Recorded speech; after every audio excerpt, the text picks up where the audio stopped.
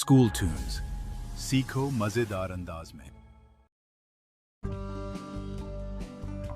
आहा, संतरा। संतरे का नाम सुनते ही मुंह में पानी भर आता है। गर्मी के दिनों में इसका रस पीने से राहत मिलती है। कोई संतरा खाने बाटे तो खाता ही चला जाए। पकने के बाद ये बड़ा खुशनुमा दिखाई देता है। संतरे का छिलका नरम और छीलने में आसान होता है। इसमें 8-10 काशें होती हैं। संतरे के छिलकों में भी रस होता है, लेकिन वो बहुत कड़वा होता है।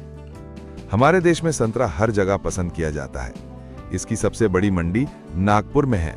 नागपुर संतरे का शहर कहलाता है। यहां से दुनिया के मुख्तलिफ मुल्कों में भी संतरे भेजे जाते हैं। गरीब अमीर हर कोई संतरा पसंद करता है। कुछ लोग खाने की बजाय संतरे का रस पीना पसंद करते हैं। संतरा सेहत के लिए बहुत मुफीद है। संतरे कल में लगाकर उगाए जाते हैं। कल में 18-20 फुट के फासले पर लगाई जाती है। ये काम बारिश के दिनों में होता है।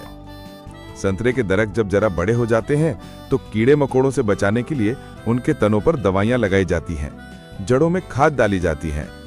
हर दरख्त के गिर्द बड़ी क्यारी बनाते हैं और उसे महीने में 2-3 बार पानी से भर दिया जाता है। 4 साल में दरख्त पर फूल फल लगने शुरू हो जाते हैं। पहली 2-3 फसलों के फल तोड़कर फेंक दिए जाते हैं ताकि दरख्त मजबूत हो जाएं और उनमें अच्छे संतरे आने लगें। 5-6 साल में दरख्त घने हो जाते हैं। उन पर जब बहुत संतरे लगते हैं तो उनके बोझ से डालियां झुक जाती हैं। कभी कभी वे टूट भी जाती हैं। इसलिए बागबान डालियों को बांस का सहारा देते हैं। संतरे की फसल साल में 2 बार, फरवरी, मार्च और सितंबर, अक्टूबर में आती है। हर दरख्त 25-30 साल तक फल देता है। संतरे के दरख्तों को अगर मुनासिब पानी न मिले तो फल बहुत कम लगते हैं, बल्कि कई बार तो बाग के सारे दरख्त सूख जाते हैं। इस नुकसान से बचने के लिए नहरें और कुएं खुदवाकर हुकूमत आबपाशी का इंतजाम करती है।